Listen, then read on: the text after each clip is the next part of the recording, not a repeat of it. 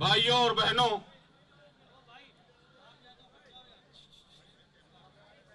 یہ جو بل پارلیمنٹ میں پیش کیا جا رہا ہے، وقف ترمیمی بل، یہ بات اچھی طرح واضح ہو چکی ہے کہ یہ اس ملک کے مسلمانوں کے مذہبی حقوق میں راست مداخلت ہے۔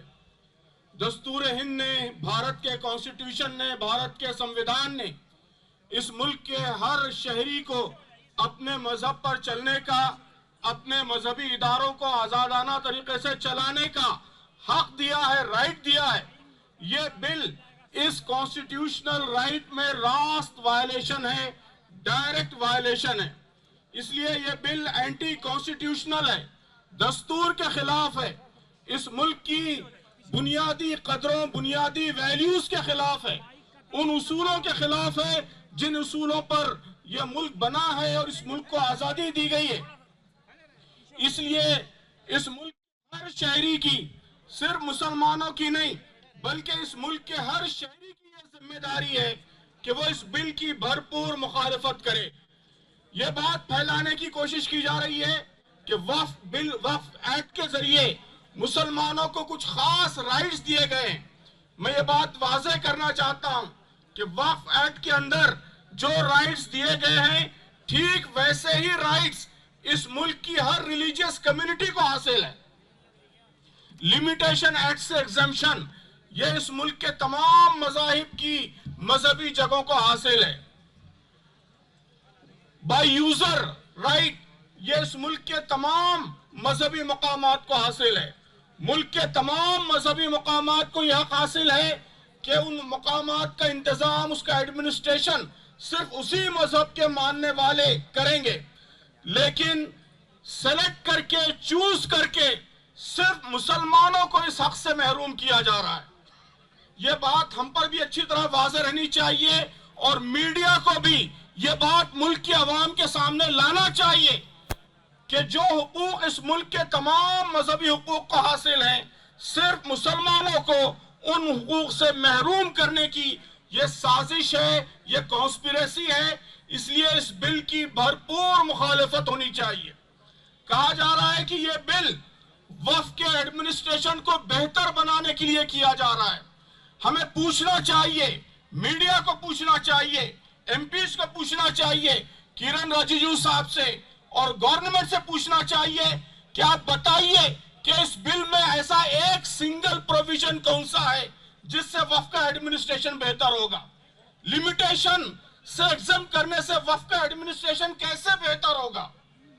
بائی یوزر پروویژن ختم کرنے سے وقف کا ایڈمنسٹریشن کیسے بہتر ہوگا؟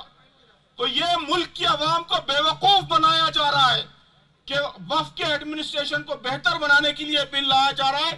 ہرگز نہیں، یہ بل وقف کو ختم کرنے کے لیے، وقف کو کمزور کرنے کے لیے، وقف کی پراپرٹیز پر زبردستی قبضہ کرنے کے لیے اور مسلمانوں کو اپنے مذہبی اداروں کو چلانے کا جو حق حاصل ہے، اس حق کو ختم کرنے کے لیے یہ بل لایا جا رہا ہے۔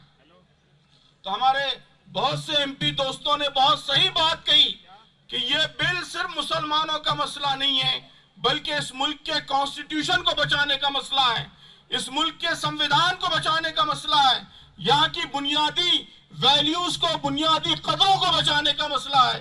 اس لیے ملک کے تمام عوام کو متحد ہو کر اس بل کی مخالفت کرنی چاہیے اور کسی صورت اس بل کو منظور نہیں ہونے دینا چاہیے۔ آل انڈیا مسلم پرسنل لا بورڈ کی جانب سے یہ جو دھرنا کیا جا رہا ہے، یہ دھرنا شروعات ہے، بیگننگ ہے۔ اگر حکومت اس بل کو واپس نہیں لیتی تو ملک کے ہر کونے میں، ملک کے ہر گوشے میں ایسے ڈیمانسٹریشنز ہوں گے، پروسیشنز ہوں گے، ملک کے سارے عوام اس بل کے خلاف اٹھ کھڑے ہوں گے۔ اور مجھے یقین ہے کہ صرف مسلمان نہیں بلکہ ہمارے ہندو بھائی، ہمارے سکھ بھائی، ہمارے عیسائی بھائی، اس ملک کے سارے عوام دستور کو بچانے کے لیے، اس ملک کی بنیادی قدروں کو بچانے کے لیے اٹھ کھڑے ہوں گے اور اس بل کو ہرگز منظور ہونے نہیں دیں گے۔ آپ سب سے میری یہی اپیل ہے کہ اس دھرنے کو آخری چیز مت سمجھیے، اس کو شروعات سمجھیے، اور جب تک یہ بل واپس نہیں ہوتا اس ایجیٹیشن کو، اس احتجاج کو برابر جاری رکھیے۔ بہت شکریہ، خدا حافظ۔ شکریہ، جزاک اللہ۔ میں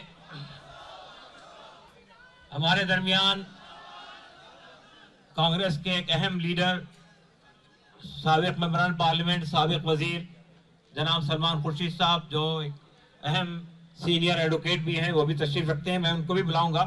لیکن ابھی میں یہ چاہتا ہوں کہ ہمارے درمیان ابھی ایک اور اہم شخصیت مولانا محمود بندی صاحب تشریف لائے ہیں، جو جمعیت علماء ہند کے صدر ہیں، وہ بھی تشریف رکھتے ہیں، ان کو بھی آپ سنیں گے۔ تو میں اب سلمان خورشید صاحب سے گزارش کرتا ہوں کہ وہ تشریف لائیں اور اپنی بات رکھیں اختصار کے ساتھ۔ سلمان خورشید صاحب ایک سینئر وکیل بھی ہیں، تو میں سمجھتا ہوں کہ وہ اس حیثیت سے بھی اس بل کا جائزہ لیں گے، لیکن اختصار کے ساتھ۔